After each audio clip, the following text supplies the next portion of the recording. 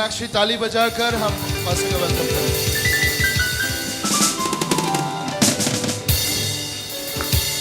Praise the Lord. सभी लोग बैठ जाइए इस समय। मुझे बहुत खुशी हो रही है। Thank you pastor for inviting. और मुझे पूरा भरोसा है कि इस सेशन में परमेश्वर कुछ करने वाला है। कितने लोगों को भरोसा है? हालेलुया। आइए उसके पहले हम प्रार्थना करेंगे और सेशन की शुरुआत करेंगे। स्वर्गीय पिता यीशु मसीह के नाम में, पवित्र आत्मा आपकी उपस्थिति में, परमेश्वर जिस उपस्थिति में हमें जो चाहिए होता है वो मिलता है परमेश्वर। आज हमारी जरूरतों को आप जानते हैं। आज आप जानते हैं परमेश्वर कि जब सभी यहाँ पर जवान लोग परमेश्वर कौन कौन सी चीजों में आज चल रहे हैं, आपको सभी वो बातें पता है परमेश्वर। और आज हम परमेश्वर विश्वास करते हैं, यकीन करते हैं आपके वचन के ऊपर कि आपके वचन में छुटकारा है, आपके वचन में ब्रेक थ्रू है, आपके वचन में परमेश्वर हम आगे बढ़ सकते हैं। हम सारे के सारी परमेश्वर ऐसी बातों को जो आज इस वचन को सुनने के लिए डिस्ट्रैक्शन लेकर आएगी, यीशु के नाम में धमका देते हैं। और हम प्रार्थना करते हैं परमेश्वर कि हर एक को आज परमेश्वर सुनने के लिए कान दीजिए, हर एक को देखने के लिए आंखें दीजिए। हम प्रार्थना करते हैं जब हम यहाँ पर बैठकर आपके वचन को सुन रहे होंगे, अनेक लोगों को दर्शन प्राप्त होने पाए, अनेक लोग आपके वचनों को प्राप्त करने पाए, अनेक लोगों को परमेश्वर एक वाणी सुनाई देनी पाए। मैं जितना बोलूंगी उससे ज्यादा पवित्र आत्मा आपकी आवाज सुनाई देनी पाए परमेश्वर। आज हम प्रार्थना करते हैं परमेश्वर कि आज आप यहाँ पर दिखें, आज आप यहाँ पे सुनाई दें, आज यहाँ पे आपको लोग महसूस करने पाए, हम घटे आप बढ़ने पाए परमेश्वर, आपकी महिमा आपका गौरव होने पाए। पूरे सेशन को हम आपके हाथों में समर्पित करते हैं। धन्यवाद पवित्र आत्मा कि आज आप हर एक के जवान के जीवन में कुछ तो अद्भुत करना चाहते हैं। प्रार्थना यीशु मसीह के नाम में हम करते हैं, आमेन आमेन। तो मैं शुरुआत करना चाहूंगी एक प्रश्न से। कितने लोगों को पता है ये क्या है? एक ज्वेलरी बॉक्स है। हाँ, ये ज्वेलरी बॉक्स कैसा दिखता है इससे कुछ फर्क पड़ता है क्या? ये ज्वेलरी बॉक्स टूटा हुआ है या ये ज्वेलरी बॉक्स में बहुत सारे ऐसे छेद हैं या अलग अलग तरीके की खरोचे हैं, क्या इस चीज से फर्क पड़ता है? पड़ता है क्या? हाँ या नहीं? मैं चाहती हूँ कि आप मुझसे बात करें। पड़ता है क्या? नहीं फर्क पड़ता। ये बाहर से कैसा दिखता है इससे फर्क नहीं पड़ता, लेकिन जो इसके अंदर है उससे फर्क पड़ता है। हालेलुया। और आज आपके जीवन में बाहर से बहुत सारी चीजें टूटी हुई रहेंगी। बाहर से आपका जीवन ऐसा लगता होगा बेकार हो गया है, कुछ भी उसमें मतलब नहीं है, आज इसके अंदर कुछ भी अच्छा नहीं हो सकता। लेकिन मैं आपको बताना चाहती हूँ कि भले ये टूटा हुआ है लेकिन इसके अंदर जो है वो इसको खूबसूरत बनाता है, इसके अंदर जो है वो उसको कीमती बनाता है, इसके अंदर जो है वो उसको मूल्य देता है। और आज उसी तरीके से अगर आज आपके अंदर यीशु मसीह है तो अगर आपके अंदर कोई भी कमी होने दो, लेकिन यीशु मसीह आपके जीवन को खूबसूरत बनाता है, यीशु मसीह आपके जीवन को मूल्यवान बनाता है। और ये बात आज हमें याद रखनी जरूरी है। हालेलुया। आज का हमारा जो सेशन है उसका नाम है एनकाउंटर, मुलाकात। मुलाकात के बारे में हम आज देखने वाले हैं, है ना। बहुत सारे लड़के और लड़कियों को क्या होता है, मेरी उस लड़के से मुलाकात कब होगी, है ना, मेरी वो सपनों की रानी से मुलाकात कब होगी। लेकिन भले आप किसी भी लड़के से मिल लो, भले किसी भी लड़की से मिल लो, लेकिन जब हम यीशु से मिलते हैं ना, तब हमारी जो मुलाकात होती है उससे कुछ तो होता है। अब्राहम जब परमेश्वर से मिला वो अनेक बार मिला। आज हम मुलाकात के बारे में देख रहे हैं ना, ये एक बार का अनुभव नहीं है। The encounter that you desire is not one time experience, it is a repetitive experience. ये जो मुलाकात के बारे में हम देख रहे हैं ना, वो एक बार में काफी नहीं है आपके जीवन में। हमें कब मुलाकात चाहिए? कई बार जब हमें हमारे जीवन में कुछ निर्णय लेने हैं, कई बार जब हमारे जीवन में ऐसा लग रहा है कि परमेश्वर आगे कुछ भी नहीं दिख रहा है, परमेश्वर इसके बाद क्या होने वाला है, हमें जब ये सारी बातों में जब चिंता होती है, हम कहते हैं परमेश्वर मुझसे तू आके मिल, God please come and meet me and tell me what I have to do. हमें एनकाउंटर उस समय चाहिए जब हम हमारे लोएस्ट पॉइंट पे होते हैं, जब हम हमारे कमजोर ऐसे परिस्थिति में होते हैं। उस समय हम क्या कहते हैं, परमेश्वर तेरा दर्शन होने पाए, परमेश्वर तुझसे मुलाकात होने पाए। और ऐसा ही एक व्यक्ति था अब्राहम। अब्राहम अपने बेटे को मोराया पर्वत पे लेकर गया, क्या करने के लिए? उसका बलिदान करने के लिए। उसको काटने के लिए और परमेश्वर को दिखाने के लिए कि मेरे लिए मेरा बेटा जरूरी नहीं है, तू जरूरी है। और ये करते समय जब वो उस पर्वत पे गया है, पर्वत पे जब वो जा रहा था, अनेक सोचें उसके मन में आती रहेंगी। एक उसको विश्वास था, अगर परमेश्वर मेरा बेटा मर भी गया ना तो तू जीवित कर लेगा, उसका वैसा विश्वास था। लेकिन वो सारी चीजों में जब वो जा रहा था और वहां पर जाने के बाद परमेश्वर ने उसको दर्शन दिया और परमेश्वर ने क्या किया, वो जानवर दिया और क्या हुआ, वो रैम के द्वारा परमेश्वर ने बलिदान किया। लेकिन मैं आपको एक बात बताना चाहती हूँ कि वो एनकाउंटर के बाद, वो दर्शन के बाद, वो मुलाकात के बाद अब्राहम के जीवन में कुछ तो बदला। अभी तक वो अब्राहम जो था वो कौन था, वो इसहाक का पिता था। He was just the father of Isaac. लेकिन जब वो पर्वत से बाहर आया है, जब वो पर्वत से नीचे उतरा है, पता है परमेश्वर ने क्या किया, उसको परमेश्वर ने विश्वास का पिता बना दिया। हालेलुया, है ना। मूसा को कब दर्शन प्राप्त हुआ, मूसा को तब दर्शन प्राप्त हुआ जब उसको लग रहा था कि मेरे जीवन में सब कुछ खत्म हो गया है ना। 40 साल राजमहल में, 40 साल रेगिस्तान में, आगे के 40 साल पता नहीं कहां पर होंगे, लेकिन परमेश्वर आगे के आने वाले 40 साल को जानता है। हालेलुया। आपके आने वाले कल में क्या होने वाला है इसकी बहुत आपको चिंता है। मैं किस लड़के से शादी करूंगी, मैं किस लड़की से शादी करूंगा, मेरा जॉब कैसा होगा, फिर मैं वो घर खरीद पाऊंगा कि नहीं। बहुत सारी चीजों के बारे में आज आप चिंता कर रहे हैं, लेकिन हमारा परमेश्वर हमारे आने वाले 40 साल को, हमारे आने वाले 50 साल को, हमारे आने वाले 60 साल को जानता है और उसने सुंदर योजना बना के रखी है। हालेलुया। आज वो चिंता को भूल जाओ, आज वो परेशानियों को भूल जाओ। आज हम थोड़ा समय परमेश्वर के वचन से बिताएंगे और परमेश्वर के वचन से हम देखेंगे कि सच में परमेश्वर का दर्शन प्राप्त करना क्या होता है। आज मैं आपके साथ 8 पॉइंट शेयर करने वाली हूँ। 8 बातें मैं आपको बताऊंगी जो 4 पॉइंट में मैंने ब्रेक डाउन किए हैं और वो विशेष रूप से आपकी पहचान के बारे में है। आज जब आपको इनकाउंटर होगा, जब आपको परमेश्वर का दर्शन होगा, उस समय आपको अनुग्रह मिलेगा। हालेलुया। अनुग्रह मतलब क्या, आपके लिए दरवाजे खुलते जाएंगे, खुलते जाएंगे, खुलते जाएंगे। आप लायक नहीं हैं, आप योग्य नहीं हैं, लेकिन परमेश्वर वो चीजें आपके लिए करता जाएगा, करता जाएगा, करता जाएगा और वो अपनी बढ़ोतरी करता जाएगा। हालेलुया। सबसे पहला पॉइंट मैं आपको बताना चाहती हूँ कि आप आशीर्वादित हैं और आप चुने हुए हैं। You are blessed and you are chosen by God. Please कोई तो वचन पढ़िए, इफिसियों का 1 अध्याय और 3 वचन। यहाँ पे क्या बोला है कि हमारा प्रभु है ना, पिता जो यीशु मसीह का पिता है, वो आशीर्वादित हो क्योंकि उसने हमें सभी आशीर्वादों से क्या किया है, आशीषित किया है। यहाँ पे जो आशीष शब्द है ना, उसको हम देखेंगे। ये जो आशीष शब्द है उसको ग्रीक में यूलोजिया शब्द इस्तेमाल किया गया है। ये यूलोजिया का मतलब क्या होता है? यूलोजिया का मतलब होता है किसी के बारे में अच्छा बोलना। क्या होता है उसका मतलब? किसी के बारे में अच्छा बोलना। मतलब कि हम जब परमेश्वर को हम क्या बोलते हैं, परमेश्वर तू आशीर्वादित है, हम क्या बोल रहे हैं, परमेश्वर के बारे में हम अच्छा बोल रहे हैं। आज अगर हम बोलते हैं ना, परमेश्वर ब्लेस मी, परमेश्वर तू मुझे आशीष दे, हम क्या बोल रहे हैं, परमेश्वर आप मेरे बारे में कुछ अच्छा बोलो। आमीन। और हम देख सकते हैं कि जो स्वर्ग का परमेश्वर है, जिसने अपने शब्द से क्या किया, पूरी दुनिया को बना दिया, वो हमारे बारे में क्या करता है, वो आशीषों को बोलता है। कई बार जब आपको निराश लगता है ना, दुखी लगता है, एक बात याद रखो कि दुनिया में बहुत सारे लोग आपके बारे में बुरा बोलने वाले हैं। कई बार हमारी गलती भी नहीं होती तब भी लोग हमारे बारे में बुरा बोलते हैं, है ना। और गलती करके भी हमें क्या सुनना पड़ता है, बुरी बातें ही सुननी पड़ती हैं। लेकिन हमें ये याद रखने की जरूरत है कि आज हमारा स्वर्ग का परमेश्वर जिसने हमें बनाया है ना, वो हमारे बारे में अच्छा बोलता है। Hallelujah. He speaks good about us।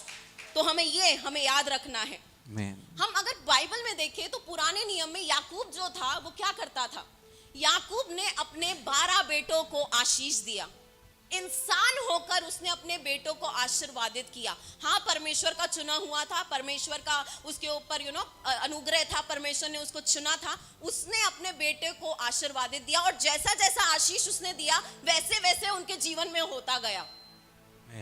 हर एक चीज जैसी बोली गई थी वैसी ही उसके जीवन में, 12 बेटों के जीवन में हुई।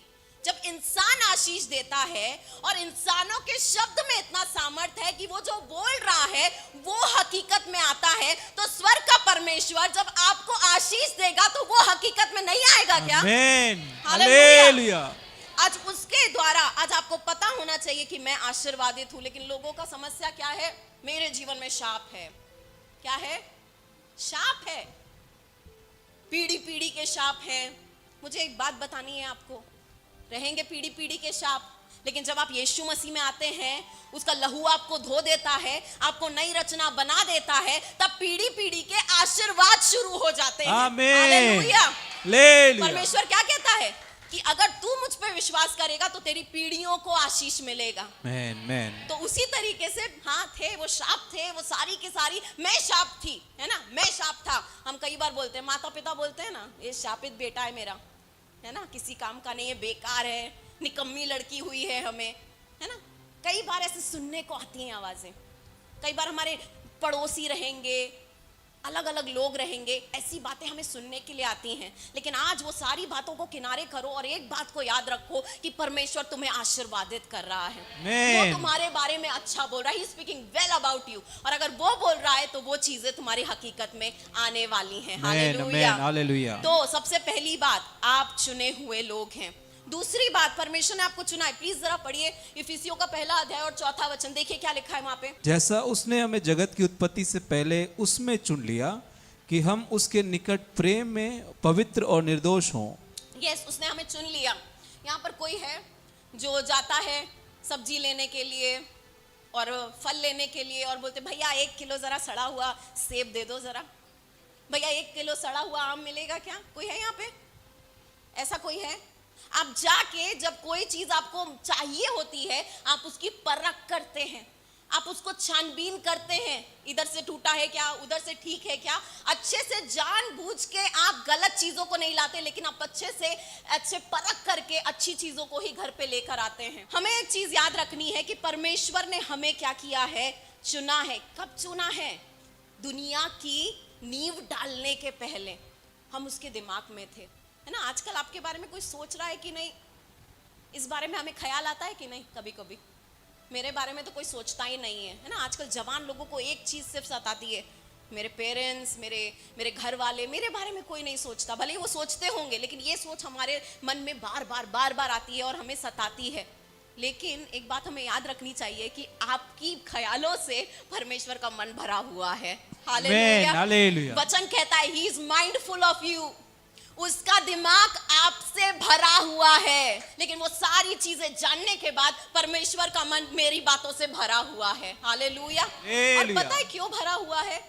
क्योंकि जैसे आप हैं वो आपको वैसे नहीं देखता, वो जैसा आपको बना सकता है वैसे आपको देखता है। गिडियन, तू डरपोक है, तुझसे कुछ नहीं होगा। शूरवीर शूरमा उठ जा। Hallelujah. Mighty valour of man rise up. Man आपको वो जो बनाना चाहता है उससे वो आपको पुकारता है, ना कि उन चीजों से जो आप ऑलरेडी हैं। लेकिन जब परमेश्वर का आवाज हम सुनते हैं और वो कहता है कि तुझे तो मैंने आंखों की पुतली के जैसे रखा है, आमीन, तुझे तो मैंने चुना है, तुझे तो मैंने अलग किया है, तेरे द्वारा मैं अद्भुत अद्भुत कार्य करूंगा। अचानक से हमारे अंदर कुछ तो होने लगता है और परमेश्वर की जो आवाज है वो हमारे अंदर कार्य करने लगती है और हमारा जीवन परिवर्तित हो जाता है। आज याद रखो कि परमेश्वर ने तुम्हें चुना है। और क्यों चुना है? ताकि तुम उसकी योजना को पूरा कर सको। बहुत इंपॉर्टेंट है समझना कि हमें परमेश्वर ने चुना है, और अगर उसने चुना है तो वो चाहता है कि हम उसके मार्ग पे चलें। वो चाहता है कि हम उसके पीछे पीछे जाएं, और जब हम उसके पीछे पीछे जाएंगे, याद रखो कि वो आपको किधर तो लेकर जा रहा है। और जब हम वो जगह तक उसी तरह पहुंच सकते हैं, या तभी हम पहुंच सकते हैं जब हम उसके पीछे जाएंगे। तुम क्यों चुना है? क्योंकि वो आपके द्वारा कुछ तो करना चाहता है। उसको पकड़े रहो, उसको थामे रहो। कुछ तो बड़ी योजना परमेश्वर आपके जीवन से पूरी करेगा।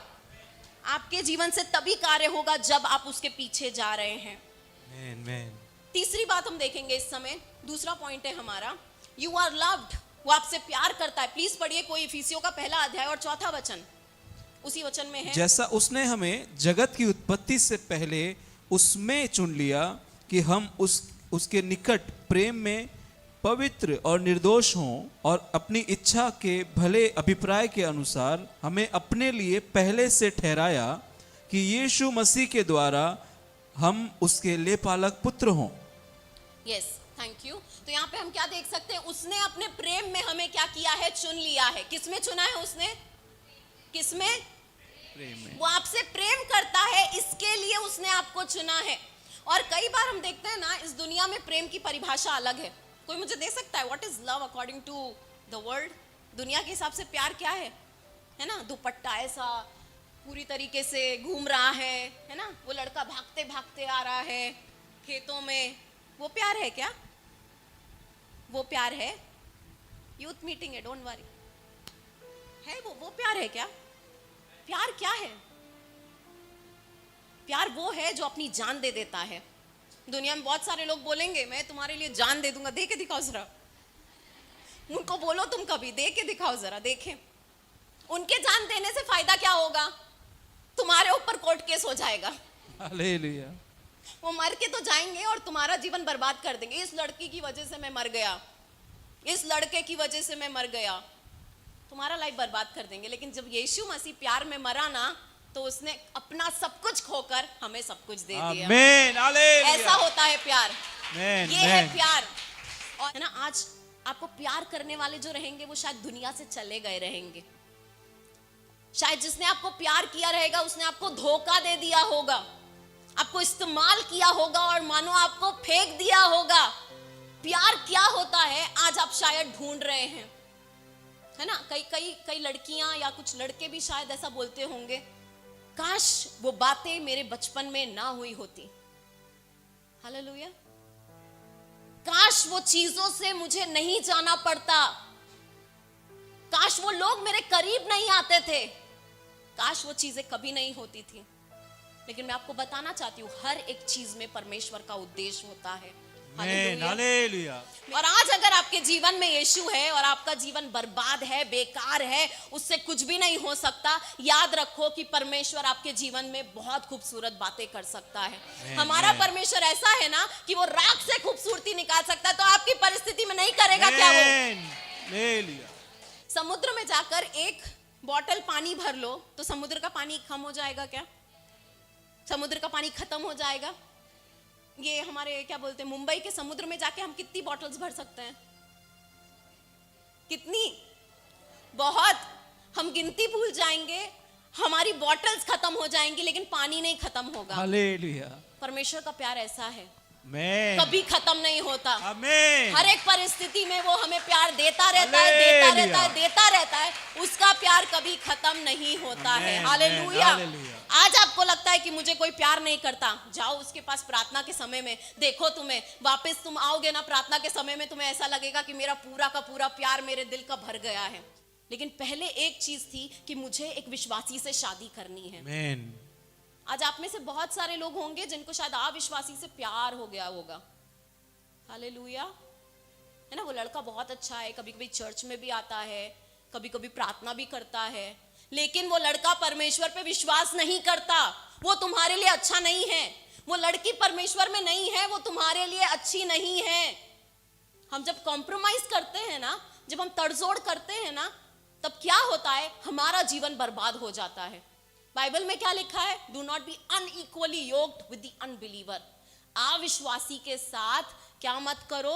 असमान बोझ जुए में मत शेयर करो, है ना? और उसके बाद हम क्या कहते हैं? परमेश्वर मुझे आशीष दे, ये मेरा पति होने वाला है, ये मेरी पत्नी होने वाली, तू आशीष दे। अरे आप बाइबल के अनुसार नहीं कर रहे, तो बाइबल के अनुसार जब नहीं कर रहे तो परमेश्वर का आशीष कैसे आएगा? जब हम बाइबल के अनुसार करेंगे तब परमेश्वर हमें आशीष देता है। आमीन। बाइबल के अनुसार ही नहीं कर रहे तो आशीष कैसे मिलेगा? नहीं, लेकिन वो लड़का बहुत अच्छा है, वो लड़की बहुत अच्छी है। मैं आज आपको बताना चाहती हूँ कि आप चर्च में आ रहे हैं, आप प्रार्थना कर रहे हैं, बहुत अच्छा है, लेकिन आपके जीवन का बहुत बड़ा निर्णय है कि आपको किससे शादी करनी है। और अगर आपने सोचा नहीं है इसके बारे में, या आप ऑलरेडी किसी गलत रिलेशनशिप में हैं, बाहर निकल के आओ। बाहर निकल के आज वो डिसीजन लो कि उस लड़के से आज मेरा रिश्ता खत्म। वो रिश्ते में फ्यूचर नहीं है। यस, कोई भी चीज आज हमें परमेश्वर के प्यार से अलग नहीं कर सकती। आज आप यहाँ पर बैठे होंगे और आप कहते रहेंगे किसी को कुछ फर्क पड़ता है क्या? आजकल दुनिया में क्या कहते हैं लोग? आई डोंट केयर, तुम जियो मरो, आई डोंट केयर। तुम्हारे लाइफ में क्या चल रहा है, तुम्हारे घर पे खाना नहीं है, तुम्हारे जीवन में मुसीबतें हैं, I do not care about you. मुझे फर्क नहीं पड़ता तुम्हारे जीवन के बारे में, लेकिन एक है जिसको फर्क पड़ता है। हालेलुया। उसको इतना फर्क पड़ता है कि वो क्रूज पे चला गया और आपको ये साबित करने के लिए कि वो आपसे कितना प्यार करता है। हालेलुया। हालेलुया। वो चरवा उसके पीछे गया, उस भेड़ के पीछे गया। क्यों? क्योंकि वो उसके लिए मूल्यवान थी, प्रेशियस थी, बहुत ज्यादा कीमती थी।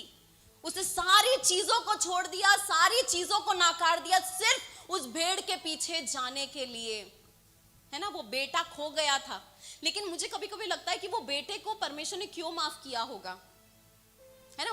वो बेटे को पिता कैसे माफ कर पाया? पता है क्यों माफ कर पाया?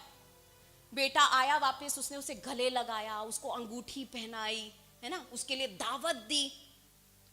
उसके पैसे बेकार किए कि नहीं? सारी संपत्ति बेकार गई कि नहीं? लेकिन उस पिता के लिए वो संपत्ति से ज्यादा उसका बेटा जरूरी था। हालेलुया।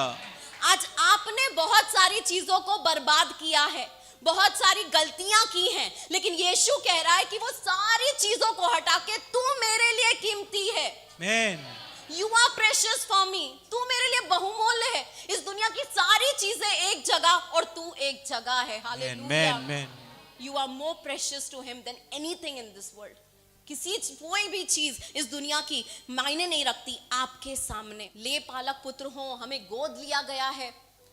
आप लोगों ने एक फोटो देखी होगी जिसमें एक गोरी औरत जो है वो एक छोटे से अफ्रीकन बच्चे को क्या कर रही है? पानी पिला रही है। देखा है किसी ने वो फोटो? yes. और वो लड़का जो है वो छोटा सा, वो सूख के ऐसा हड्डी हो गया था, उसके शरीर में कुछ ताकत नहीं थी। उस दिन वो लड़का अनाथ था, उस दिन उस लड़के का कोई भी नहीं था। लेकिन ये एंजेला लोवेन जो वहां पर नाइजीरिया में सेवा कर रही थी, उसने उस दिन उस लड़के को देखा और उसने क्या किया? उसे गोद लिया है। और गोद लेने के बाद आपको पता है क्या हुआ? वो लड़का अभी हड्डी नहीं है। हालेलुया। वो लड़का अभी गरीब नहीं है। वो लड़का अभी बाहर ऐसे सड़कों पे नहीं सोता। वो लड़का अभी ऐसा नहीं कि मेरे मम्मी नहीं है, मेरे डैडी नहीं है। उसको गोद लिया गया है। इसका मतलब उसके रिश्ते बदल गए, उसका जीवन बदल गया, उसका दृष्टिकोण बदल गया, उसकी सारी की सारी चीजें बदल गई। हालेलुया। आपको भी गोद लिया गया है। शैतान ने आपको बर्बाद कर दिया था, पूरी तरीके से आपसे सारी चीजें छीन ली थी। आपकी जो आइडेंटिटी थी, आपकी जो पहचान थी, वो खराब कर दी थी। लेकिन जब उसने आपको गोद लिया है, आपकी पहचान बदल गई है, आपका भविष्य बदल गया है। आपका नाश होने वाला था, लेकिन अभी आप दूसरों को नाश से छुड़ाने वाले बन गए। अभी परमेश्वर ने आपको चुना है ताकि वो अपना अद्भुत कार्य कर सके। हमें परमेश्वर ने गोद लिया है। Hallelujah. We have a relationship. इस दुनिया में बहुत सारे रिलेशनशिप होंगे आपके, लेकिन उससे आपको शायद कुछ नहीं मिलता होगा। लेकिन आज हमारा स्वर्गीय पिता के साथ रिलेशनशिप है जो हमें सब कुछ दे सकता है। हालेलुया। और उस रिलेशनशिप से हम दूसरों को भी दे सकते हैं। अगला हम बात देखेंगे, हमें परमेश्वर ने अपनाया है। प्लीज पढ़िए इफिसियों का 1 अध्याय और 6 वचन। कि उसके उस अनुग्रह की महिमा की स्तुति हो जिसे उसने हमें उस प्रिय में सेत में दिया। तो यहाँ पर हम क्या देख सकते हैं कि वो क्या बोलता है? उसने हमें अपनाया है ना। अपनाया शब्द जो है यहाँ पे, उसको ग्रीक शब्द चरीटो इस्तेमाल हुआ है। चरीटो का मतलब क्या होता है? किसी में आनंद लेना। जब परमेश्वर कह रहा है कि वो आपको अपनाता है, तो वो क्या बोल रहा है? वो आप में आनंद ले रहा है। किसी चीज को आप पकड़ते हैं और बोलते हैं कि अभी से ये मेरी। आप कब बोलते हैं ये चीज? जब आपको वो पसंद होती है। उसी तरीके से परमेश्वर कह रहा है कि मैं इस लड़के को, इस लड़की को अपना रहा हूं। इसका मतलब मैं इसमें आनंद ले रहा हूं। ये मेरे दिल को अच्छा महसूस कराता है, ये मेरे दिल को खुशी देता है। परमेश्वर आपको क्या कर रहा है? आज अपना रहा है। चरीटो शब्द वहां पर इस्तेमाल हुआ है। लेकिन अपनाना क्या होता है, इस बात को हम नहीं जानते। लेकिन नाकारना क्या होता है, इस बात को सब जानते हैं। कहीं ना कहीं किसी ना किसी ने आपको शायद नाकारा होगा, है ना। जॉब में नाकारे गए होंगे और अलग अलग जगहों पे आपको नाकारा गया रहेगा, लोगों ने आपको नाकारा रहेगा। लेकिन परमेश्वर कह रहा है कि वो आपको अपनाता है। हालेलुया। He accepts you. वो आपको अपनाता है। हमें वापस उस दौड़ में दौड़ना जरूरी है, हमें वापस परमेश्वर के पास जाना जरूरी है, वापस प्रार्थना करना जरूरी है, क्योंकि हमारे सामने एक उद्देश्य है, हमारे लिए परमेश्वर की योजना है, हमारी एक बड़ी बुलावट है जिसके लिए परमेश्वर ने हमें चुना है। हालेलुया। हम छोड़ नहीं सकते, हम ऐसे ही एक जगह पे बैठ नहीं सकते। We need to run our race. उठो और भागो, उठो और भागो। हमें भागना नहीं है उससे, हमें उसकी ओर भागना है, उससे दूर भागने की जरूरत नहीं है। हालेलुया। हर वक्त गलती होती है, परमेश्वर के पास वापस आओ, और जैसे जैसे आप परमेश्वर के साथ जियोगे ना, एज यू मैच्योर, वो गलतियां कम होती जाएंगी। दुनिया में कोई नहीं है, कोई भी ऐसा मसीह नहीं है जो 100% परफेक्ट हो गया है। जो परफेक्ट हो गया वो डायरेक्टली अभी स्वर्ग में चले गए हैं।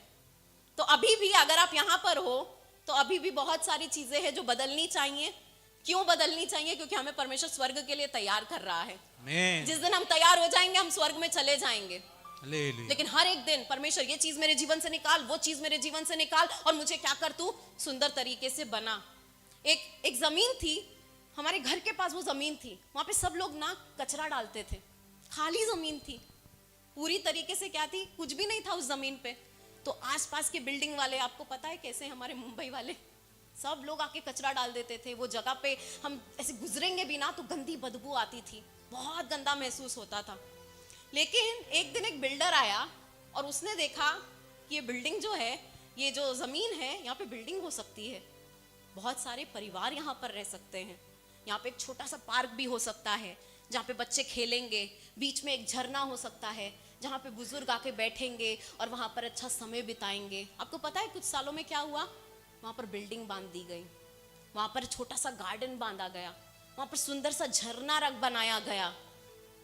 जब हम अपने जीवन को देखते हैं ना, तो शैतान ने और लोगों ने, और कई बार हमारे खुद की वजह से, हमने कचरा इकट्ठा किया है हमारे जीवन में। लेकिन जो बिल्डर यीशु मसीह है ना, वो आपके जीवन को देख रहा है और वो कचरा हटाकर वो वहां पर कुछ मूल्यवान बना रहा है। वो इसके लिए बना रहा है ताकि अनेक लोग वहां पर आए और आशीष पाने पाए। हालेलुया। परमेश्वर आपके जीवन को इतना साफ करना चाहता है, इतना सुंदर बनाना चाहता है कि अनेक लोग आपके पास आएंगे, आपसे सुझाव मांगेंगे, बोलेंगे तुम प्रार्थना करो, तुम मेरे लिए मध्यस्थी करो, और आप लोगों के लिए आशीष का कारण बन जाएंगे। हालेलुया। ये हमारा परमेश्वर है। इफिसियों का 1 अध्याय और 7वां वचन देखिए, वहां पे क्या लिखा है। हमको उसमें उसके लहू के द्वारा छुटकारा, अर्थात अपराधों की क्षमा, और उसके उस अनुग्रह के धन के अनुसार मिला है, जिसे उसने सारे ज्ञान और समझ सहित हम पर बहुतायत से किया। यस, तो हमें छुटकारा मिला। यहाँ पे छुटकारा शब्द अगर आप देखेंगे ना, तो वहां पे ग्रीक शब्द अपोलोट्रोसिस इस्तेमाल हुआ है। अपोलोट्रोसिस मतलब क्या होता है? किसी चीज को खोलना, किसी चीज को आजाद करना, ये उसका मतलब होता है। इसका मतलब जो चीजें बंधी हुई थी उनको तोड़ देना, जो चीजें बहुत ज्यादा बंधन में थी उनको बाहर निकालना। और इससे छुटकारे से मुझे रूथ की कहानी याद आती है। रूथ जो थी वो विधवा हो गई थी। क्या परमेश्वर नहीं जानता कि एक विधवा के लिए, जवान लड़की विधवा हो जाएगी तो वो अपना जीवन कैसे बिताएगी? क्या परमेश्वर नहीं जानता? क्या परमेश्वर उस दुख को नहीं जानता? लोग क्या बोलेंगे, लोग कैसे देखेंगे, लोग क्या करेंगे, वो औरत कैसे अकेले जीवन जिएगी, ये परमेश्वर नहीं जानता क्या? कई बार हमें ऐसा लगता है कि परमेश्वर को समझ नहीं आ रहा क्या कि वो मेरे लाइफ में क्या कर रहा है। एक मुसीबत के बाद दूसरी, दूसरी के बाद तीसरी, तीसरी के बाद चौथी। अरे परमेश्वर तू क्या कर रहा है? It's all not making sense to me. किसी बात का कुछ भी मतलब नहीं पता चल रहा है मुझे। बट एक बात मैं आपको बताना चाहती हूं कि अगर रूथ के जीवन में वो ट्रेजेडी नहीं होती थी तो उसको वो ऑनर भी नहीं मिलता था कि वो यीशु के वंशावली में आए। अगर वो ट्रेजेडी उसके जीवन में हिट नहीं करती थी तो बोआज नाम का व्यक्ति उसके जीवन में नहीं आता था, वो ओबेद की मां नहीं बनती थी जिसके द्वारा दाऊद का जन्म होने वाला था, वो लाइन में, वो उसके वंश में। हालेलुया। आज आपके जीवन में ट्रेजेडी हुई है, लेकिन वो ट्रेजेडी आपको एक बड़ी बातों की तरफ लेकर जा रही है। आपको अभी नहीं समझ में आ रहा कि इसमें क्या है। परमेश्वर, why all this is happening? कई बार हमें ना समझ में नहीं आता है, परमेश्वर क्यों तू ऐसा कर रहा है? लेकिन आगे परमेश्वर ने आपके लिए कुछ बड़ा रखा है। ये जो ऑब्स्टिकल है, ये जो रास्ते का कांटा है, वो इसके लिए है ताकि आप इसके ऊपर आगे बढ़ सके और भी आगे जा सके। हालेलुया।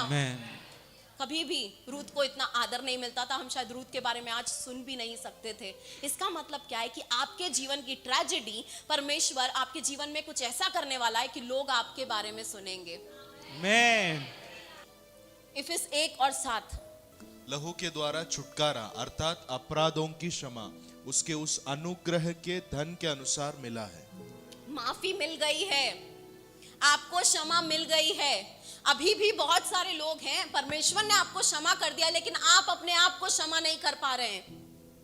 अभी भी वो गलतियों को पकड़ के बैठे हो, अभी भी वो सोचों को लाते हो अपने मन में, नहीं मैंने 10 साल पहले ऐसा किया था, 20 साल पहले ऐसा किया था। परमेश्वर ने तुमको माफ कर दिया है, तुम्हें माफ कर दिया गया है, ये याद रखो। और अगर परमेश्वर ने तुम्हें माफ कर दिया है तो तुम अपनी गलतियों को क्यों याद कर रहे हो? You need to move forward. आपको आगे बढ़ने की जरूरत है, आपको बाहर निकलने की जरूरत है। एक बूढ़ी स्त्री थी, उसके पास एक जवान लड़का गया और पूछने लगा कि शैतान आपके पास आता है तो आप क्या करती हैं? तो बूढ़ी स्त्री हंसते हुए बोली कि जब भी शैतान मेरे पास आता है मैं उसको बोलती हूँ जा पूरब में जा। ठीक है, वो पूरब में जाता है, फिर अब वो जब वापस आता है तो आप क्या बोलती हो? पश्चिम में जा। पूरब पश्चिम क्या हो रहा है ये? फिर वापस आता है तो आप क्या बोलती हो? फिर से मैं बोलती हूँ पूरब में जा, फिर से मैं बोलती हूँ पश्चिम में जा, और वो ऐसे ही करता रहता है। बाइबल में एक वचन है ना, जितना दूर पूरब से पश्चिम है उतना दूर आपके पाप उसकी नजरों से हो गए हैं। हालेलुया। आज परमेश्वर आपके गलतियों का लेखा लेके नहीं बैठा है कि इसने ये गलती की है, उसने वो गलती की है, इसने ऐसा किया है, वैसा किया है। उसने आपको माफ कर दिया है, आपको छुटकारा दे दिया है, अभी आपको सिर्फ आगे बढ़ने की जरूरत है। उसने मुझे क्या किया है? उठाया है। और कहाँ बैठाया है? स्वर्गीय स्थानों में। इस दुनिया में बहुत सारे लोगों ने बोला होगा इधर मत बैठो, उधर बैठो, ये तुम्हारी जगह नहीं है, तुम्हारी जगह पीछे है, तुम्हारी जगह यहाँ पर है, तुम्हारी जगह वहां पर है। बहुत सारे लोगों ने बेइज्जती की रहेगी, लेकिन परमेश्वर क्या करता है? हमें स्वर्गीय स्थानों में बैठाता है। हालेलुया। हमें वो ऐसी जगह पर बैठाता है। वो स्वर्गीय स्थान जो है, वो जो कुर्सी है या जो जगह है, वो एक आदर की जगह है। मतलब कि परमेश्वर हमें आदर की जगह पर बैठाता है। और उसने क्या किया? यीशु के पैरों को धोया। उसकी जगह कहां पर थी? घुटनों पे आ गई। वो घुटनों पे आके क्या कर रही थी? वो यीशु के पैरों को धो रही थी, यीशु के करीब आ गई, यीशु के पास आ गई। अभी जब वो यीशु के पैरों के करीब है तो वो यीशु की आवाज सुन सकती है कि नहीं? मतलब कि अभी वो यीशु की आवाज आराम से सुन सकती है। अगर वो रोती रहेगी तो यीशु उसके आंसुओं को उस समय करीब से पोंछता भी रहेगा। वो शारीरिक रीति से घुटनों पे थी, लेकिन आत्मिक रीति से वो स्वर्गीय स्थानों पे बैठी थी। हालेलुया। ये जब आपकी पोजीशन होती है ना, इस जगह पर जब आप बैठते हैं, याद रखिए कि ये जो जगह है वो अधिकार की जगह है। हालेलुया। आपको सिंहासन पे बैठकर बताने की जरूरत नहीं। यहां से जब आप प्रार्थना करेंगे ना तो सारे के सारे रूल बदल जाएंगे। यहां से बैठकर जब आप प्रार्थना करेंगे तब वहां पर दूसरे देश में जो विपत्ति आने वाली होगी, यहां पर अपना अधिकार इस्तेमाल करने की वजह से वहां पर वो विपत्ति भी निकल जाएगी। हालेलुया। क्योंकि कई बार परमेश्वर कहता है कि नम्रता जब हम दिखाते हैं तब हमें आदर मिलता है। Always humility will lead to the honour. जब हम नम्र होंगे तब परमेश्वर हमें ऊंचा करता है। आज आपके लिए शायद बहुत सारे दरवाजे बंद हो गए रहेंगे, है ना? आपको ऐसा लगता रहेगा कि ये दरवाजा बंद है, वो दरवाजा बंद है। और मैं जब ये वचन पढ़ रही थी ना, तब परमेश्वर मुझे बोल रहा था कि तुझे ऐसा लग रहा है दरवाजे बंद हैं, है ना? एक सीजन आता है सब लोगों के लाइफ में जब आपको लगता है कि दरवाजे बंद हो गए हैं, किसी भी चीज में ओपनिंग नहीं है, ये सेवा में, ये लाइफ में, ये फैमिली में, है ना? सब जगह सब एक असफलता दिखती है।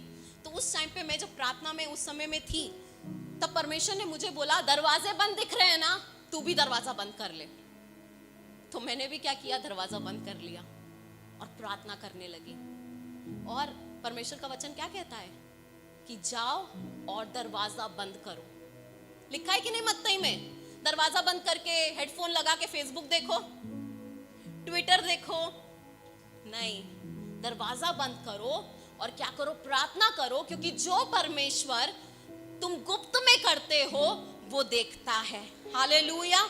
What you do in secret is known by God। तो आज आप अकेले में प्रार्थना करते हैं या आप अकेले में कुछ और चीजें करते हैं, वो हमें देखना जरूरी है। एक राजा था, उसके 2 बेटे थे। जो छोटा बेटा था ना, वो बहुत ही शरारती था, और जो बड़ा बेटा था वो बहुत ही ज्यादा अच्छा था।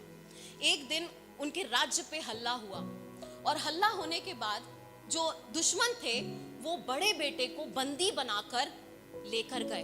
वो बड़ा बेटा शायद 3 साल का रहेगा। 3 साल में उसको बंदी बना दिया गया, और बंदी बनाकर उसको दूसरे राज्य में ले गए। और अभी ये जो राजा है वो बहुत दुखी है। मेरा बेटा, मेरा बड़ा बेटा जो अभी सिंहासन पे बैठना चाहिए, जिसको अभी राज्य चलाना चाहिए, वो आज दुश्मनों के नीचे है। लेकिन ये छोटा बेटा जो होता है वो कहता है कि डैडी आप चिंता मत करो, पिताजी आप चिंता मत करो, मैं आपके बेटे को वापस लेकर आऊंगा, मेरे बड़े भाई को मैं वापस लेकर आऊंगा।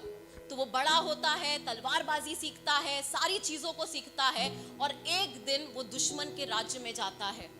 और दुश्मन के राज्य में जाने के बाद वहां पर वो जाता है और देखता है कि वहां पर एक कमरा था जहां पे अंधेरा था, और वहां पर एक पिंजरा रखा हुआ था, और उस पिंजरे में एक आदमी था। आदमी की बड़ी बड़ी दाढ़ी है, नाखून बड़े हुए हैं, उससे गंदी बदबू आ रही है, उसका शरीर पूरी तरीके से मैला है, मैल जमी हुई है, कोई भी उसके करीब नहीं जाना चाहता। लेकिन ये लड़का जो है वो जाता है और देखता है कि ये तो मेरा बड़ा भाई है। हालेलुया, ये मेरा बड़ा भाई है। और वो क्या करता है, उस बड़े भाई को उस जेल से या एक तरीके से पिंजरे से बाहर निकालता है और अपने राज्य में वापस लेकर जाता है। जब उसको खाना दिया जाता है अपने राज्य में, वो कौन है, राजा है, होने वाला राजा, उसको बोलते सिंहासन पे बैठो। तो उसको तो पता नहीं सिंहासन पे कैसे बैठा जाता है, वो नीचे जमीन पे बैठ जाता था। उसको प्लेट में खाना दिया जाता था कि खाना खा लो, लेकिन वो प्लेट का खाना गिराकर जमीन पर ऐसे जानवरों के जैसा खाने लगता था। उसको पानी दिया जाता था, पानी वो फेंक देता था, पागलों के जैसा हो गया था, क्योंकि वो इतने साल बंदी था, इतने साल उसको बंद करके रखा गया था। इसकी वजह से उसको पता ही नहीं कि राजा कैसा होता है। लेकिन राजा ने बोला, बेटा तुझे पता है राजा कैसा होता है, तू अपने बड़े भाई को सिखा, समय ले, उसको सिखा, राजा के जैसा बैठता है वैसा बैठना सिखा, राजा कैसे खाता है उसको खाना सिखा, राजा कैसे चलता है उसको चलना सिखा। और कुछ ही महीनों में वो जो आदमी जिसको कुछ भी नहीं पता था, वो राजा के जैसे चलने लगा, राजा के जैसा खाने लगा, राजा के जैसे जीवन जीने लगा। हालेलुया।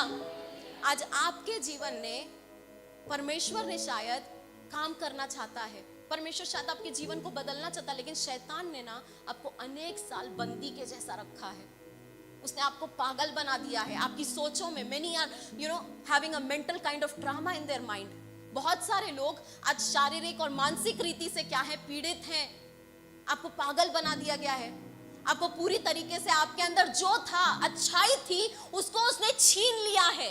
और आज आपको ऐसा लगता है कि मेरे जीवन में कुछ भी नहीं हो सकता, लेकिन वो जो बेटा है वो यीशु मसीह है। हालेलुया।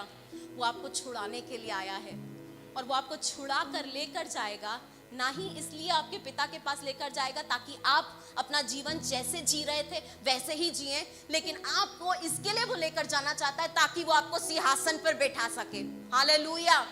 आपको बदल सके, आपको राजा की जैसा जीवन जी सके, आपको पूरी तरीके से आपका जीवन बदल सके और आपको एक स्थान दे सके। हालेलुया। आज हमें याद रखना है कि परमेश्वर मेरे जीवन में क्यों आया है। He has come for a different thing। और आज जब आप सुबह से मुलाकात के बारे में सुन रहे हैं, एनकाउंटर के बारे में सुन रहे हैं, याद रखिए कि आज जब परमेश्वर आपको एनकाउंटर करेगा, और बहुत सारे लोगों को मेरे ख्याल से दिन के सेशन में भी परमेश्वर ने छुआ है, परमेश्वर ने कार्य किया। इस समय जब हम प्रार्थना करने वाले हैं, याद रखो कि आज यीशु मसीह इसके लिए आया है, इसके लिए उसने बंधनों से आपको छुड़ाया है ताकि आप वैसे ही ना जी सके, लेकिन एक खूबसूरत जीवन जी सके। हालेलुया। वो आपको इतनी दूर इसके लिए नहीं लाया कि आपका जीवन बेकार चला जाए, बर्बाद हो जाए। वो इसके लिए आपको छुड़ा के लाया ताकि आप दूसरों को छुड़ा सके, आप उसके नाम को रोशन कर सके, आप उसके लिए अद्भुत अद्भुत कामों को कर सके। हालेलुया। आइए हम अपनी जगहों पे इस समय खड़े हो जाएंगे। इस समय अगर किसी को चंगाई की जरूरत थी तो आज परमेश्वर में विश्वास करो कि वो चंगाई आज आपके शरीर में शुरू हो गई है। परमेश्वर ने एक अद्भुत कार्य आपके शरीर में किया है, आपके मन में किया है, आपकी पढ़ाई में किया है, आपके काम में किया है। जिन बातों में भी आज आपको उसकी जरूरत थी वो आज हो गया है यीशु के नाम में। ऐसा विश्वास करो। हालेलुया। आइए हम अपने हाथों को इस समय उठाएंगे और परमेश्वर को 1 मिनट के लिए धन्यवाद करेंगे। Thank God for the miracle that God has done. Thank God for the healing. Thank God for the breakthrough. Thank God for what you were asking for. God has done something. परमेश्वर ने यहाँ पर कुछ तो किया है। यहाँ पर हमारा आना बेकार नहीं जाएगा। परमेश्वर की उपस्थिति में हम जब भी आते हैं परमेश्वर अद्भुत कार्यों को करता है। परमेश्वर महान महान चीजों को करता है। आप लोग अभी शायद थोड़ी देर में घर जाएंगे और कोई तो खबर सुनेगा कि परमेश्वर ने कर दिया है। Hallelujah. Thank you Jesus. Hallelujah. Thank you Lord. Thank you Lord. Hallelujah. We receive it in the mighty name of Jesus. Thank you, Holy Spirit, that those things are done, oh God. Thank you, it is done, oh Lord Jesus. धन्यवाद कि आज उनको अपने भविष्य के बारे में डरने की जरूरत नहीं है, क्योंकि भविष्य में आप पहले से उनके साथ हैं। आप आगे जाके रास्ता बनाने वाले परमेश्वर हैं। आज किसी को तो ये सुनने की जरूरत है। Holy Spirit is just telling me कि परमेश्वर आपके आगे जाएगा और वो रास्ता बनाएगा।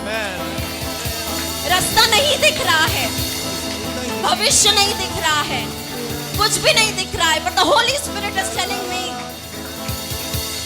कि पवित्र आत्मा आज बता रहा है कि परमेश्वर आगे जाएगा, वो रास्ता बनाएगा। आपको सिर्फ उस पर विश्वास करना है और आगे आगे चलते जाना है।